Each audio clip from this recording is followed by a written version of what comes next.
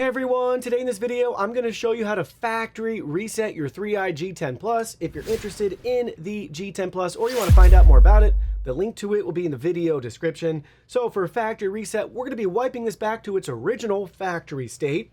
So to do that, we have to hold down the power button and the Wi-Fi button at the same time for a couple of seconds, and then we'll listen in to the device. It will give us an update.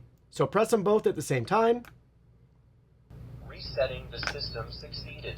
Resetting the system succeeded. Now watch the light here.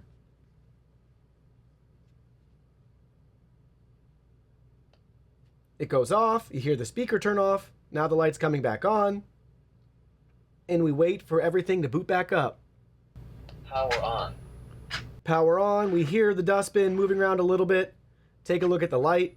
But that's it. Simple and straightforward to factory reset your 3i G10 Plus.